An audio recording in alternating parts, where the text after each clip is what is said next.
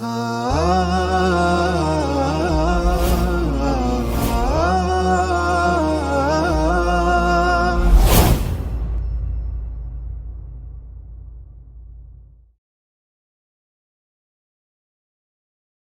akan bahas tentang syarat salat. Syarat salat, Bapak Ibu sekalian, adalah syarat itu sesuatu yang tidak termasuk ke dalam ibadah itu, artinya berada di luar ibadah itu sendiri. Namun tanpa adanya sesuatu itu, maka tidak akan sempurna ibadah tersebut. Nah, syarat di dalam salat itu terbagi menjadi dua. Yang pertama dinamakan dengan syarat wajib salat, yang kedua dinamakan dengan syarat sahnya salat. Apa maksud dari syarat wajib salat? Yang dinamakan dengan syarat wajib salat adalah siapa sih orang yang wajib melaksanakan salat itu, yang apabila dia tidak melakukannya maka dia akan berdosa. Siapa sih orang yang perlu kita ajak, perlu kita dampingi untuk melaksanakan salat. Nah, ini jadi syarat wajib, artinya siapa sih orang-orang yang wajib melaksanakan salat itu? Kapan sih seseorang itu menjadi wajib melaksanakan salat? Syaratnya apa saja? Ada beberapa syarat, Bapak Ibu sekalian. Ada 6 syarat. Yang pertama, muslim. Kalau tidak muslim, maka tidak ada kewajiban salat baginya. Jadi, yang wajib melaksanakan salat adalah seorang muslim. Kalau dia belum berislam, tidak ada kewajiban bagi dia melaksanakan salat. Maka jangan sampai kita misalkan ada non-muslim, ayo salat yuk ke masjid. Dia belum wajib karena belum masuk Islam. Sebagaimana firman Allah Subhanahu wa taala di dalam surat At-Taubah ayat yang ke-17, "Maka lil musyrikin", tidak pantas, artinya tidak ada kewajiban bagi orang-orang musyrik ayya'muru masajidallah, untuk memakmurkan masjid-masjid Allah dengan apa? Dengan salat maksudnya. Syahidina ala anfusihim bil kufur, sementara mereka masih dalam keadaan kufur. Ulaika habitat a'maluhum wa finnarihum khalidun. Mereka orang-orang yang amalnya akan sia-sia nanti dan mereka akan berada di dalam neraka Allah Subhanahu wa taala. Nah, di dalam hadis Rasulullah sallallahu alaihi wasallam ketika mengutus sahabat untuk berdakwah ke Yaman, beliau mengatakan, "Innaka, sesungguhnya engkau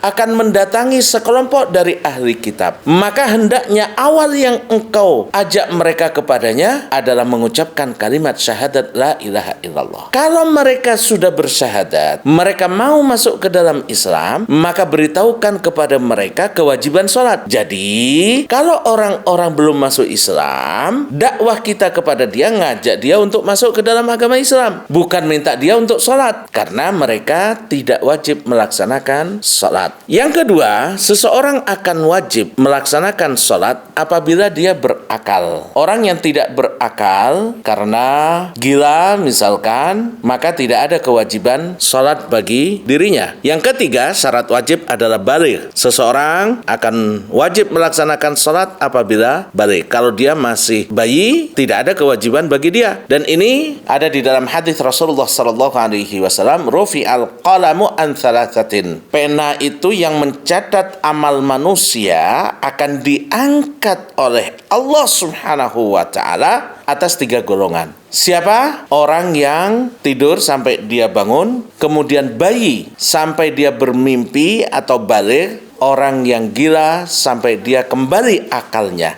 Nah, maka syarat balik, syarat berakal itu wajib dipenuhi oleh seseorang agar dia menjadi orang-orang yang wajib melaksanakan ibadah salat.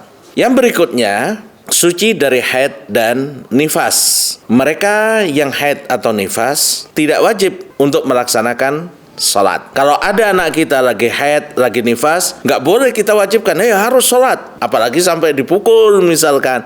Mereka nggak wajib salat dan nggak wajib untuk mengqadha, mengganti salat yang ditinggalkan karena haid atau nifas. Orang yang haid atau nifas, mereka wajib mengganti puasa, tapi tidak wajib mengganti salat. Dalam hadis Aisyah radhiyallahu anha dijelaskan, umirna biqadha'is shaum la biqadha'is shalah. Kami para wanita diperintahkan oleh Rasulullah sallallahu alaihi wasallam untuk mengqadha, mengganti puasa yang kami tinggalkan tatkala kami haid, tatkala kami nifas. Tapi kami tidak diperintahkan untuk mengganti salat yang kami tinggalkan tatkala kami haid atau nifas. Yang berikutnya, sehatnya panca indera, yaitu mata dan telinga. Orang yang dia tidak bisa melihat dan tidak bisa mendengar, maka tidak ada kewajiban bagi dia untuk sholat. Kalau sekedar buta tapi bisa mendengar, wajib, seperti Abdullah ibnu Ummi Maktum. Beliau seorang yang buta, ketika minta izin ke Rasulullah SAW untuk tidak sholat berjamaah, beliau tanya, "Asami'tan nida? Apakah engkau mendengar suara azan yang dikumandangkan di masjid?" "Iya ya Rasulullah." "Kalau begitu maka wajib sholat berjamaah." Nah, atau orang tuli tapi dia bisa melihat, maka dia juga wajib untuk melaksanakan sholat karena dia bisa belajar dengan gerakan-gerakan. Namun Bapak Ibu, kalau ada seseorang, semoga Allah melindungi kita, anak-anak kita, keturunan kita, ada seseorang yang diuji oleh Allah, nggak bisa lihat, nggak bisa mendengar juga, tidak ada kewajiban bagi dia untuk melaksanakan sholat. Karena dengan cara apa dia akan belajar? Lihat nggak bisa, mendengar nggak bisa, jadi tidak ada kewajiban baginya untuk melaksanakan sholat. Yang keenam, sampainya dakwah baginya. Artinya, kalau dia tidak mengetahui tentang Islam, nggak mengetahui tentang kewajiban sholat, ya nggak ada kewajiban. Orang yang hidup di tengah hutan, misalkan, mungkin sampai sekarang ada yang tidak ada seorang pun datang kepadanya mengenalkan Islam, mengenalkan kewajiban sholat, maka tidak ada kewajiban dia untuk sholat. Jadi, seseorang wajib melaksanakan sholat apabila berkumpul di dalam dirinya 6 hal. Yang pertama dia Islam, kemudian berakal, kemudian panca inderanya, penglihatan dan pendengarannya itu bisa, lalu balik, tidak haid, tidak nifas, dan dia mengetahui tentang kewajiban ini. Nah, ini apabila di dalam diri seseorang berkumpul 6 hal ini, maka wajib baginya sholat. Kalau dia meninggalkan sholat, berdosa. Kalau salah satu dari 6 hal ini tidak terpenuhi di dalam dirinya, maka tidak ada kewajiban bagi dia untuk melaksanakan sholat. Yuk ikut jadi orang tua asuh untuk lebih dari 500 penghafal Al-Quran.